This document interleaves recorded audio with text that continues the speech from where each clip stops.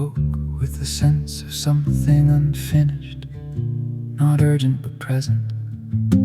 A tick in the system, a background hum that mapped to no known source. The air was bright with the promise of burn. The old window threw rectangles across the tile, cutting the room into logic gates of heat and shade.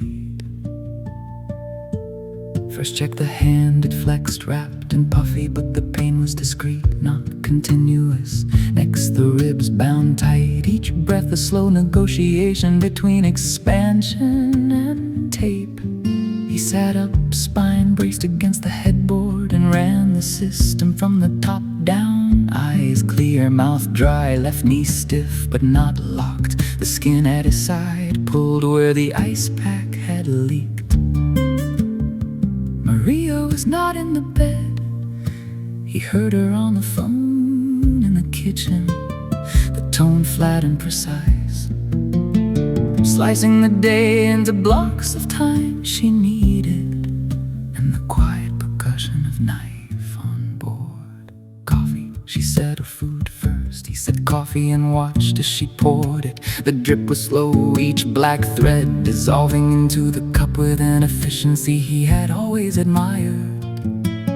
And the toothpaste tasted like home, sweet, artificial, not quite peppermint. And the shirt smelled of the old Manila summer, and the sandals barked at the knee, but the body held. He opened the laptop and loaded the code, the verification suite he'd written before Beijing. The one that should have turned green at 5 decimal places, it turned red.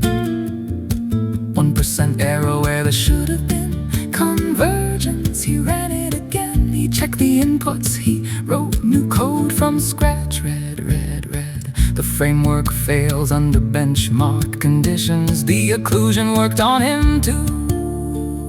He could remember writing the code, remember the hotel room, remember the humidity, but the math no longer closed. He sat with a red line for a long time, longer than the cell, longer than the container, because this was the real cost, not the broken ribs or the bleeding hand. This was the thing he'd chosen to give away, and now it was gone, and the proof was on the screen in a color that meant failed. And the color was honest, and the honesty was its own kind of rest. He opened the repo and wrote the correction. Framework fails under benchmark conditions, all prior work invalid, and posted it to Zenodo. And a stranger wrote back 3 hours later, respect for the update happens to the best. And that was the only peer review he ever needed, and it was enough. Then he closed the tab and opened the game engine, and the approach was different now. No floats, no smoothing, no LLM assisted leaps, and integer division, remainder explicit, every variable named for what it does instead of what it should be. He built from the ground up the same way he'd built the lattice model, but this time without the hunger to close every gap. And Charles looked over his shoulder at the screen and said, "What does that number mean?" And Edmund said, "That's the remainder.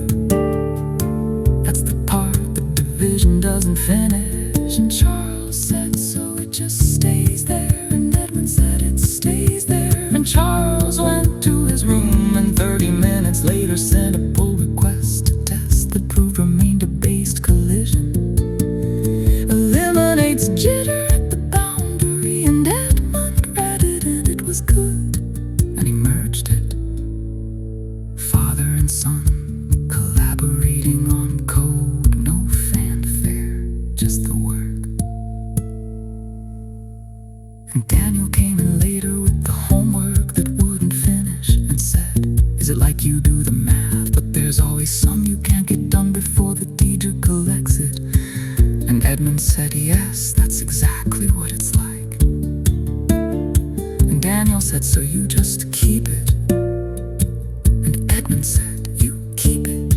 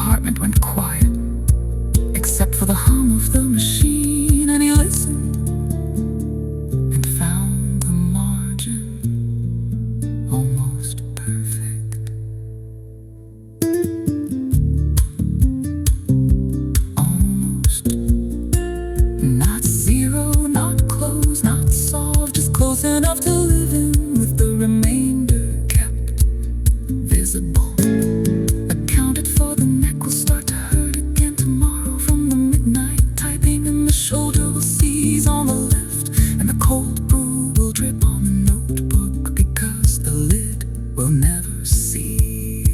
When the boys will argue over breakfast, and Maria will fold the shirt with a single snap, and the Wi-Fi will jam, and the game engine will run on integers with the remainder preserved, and the world will stay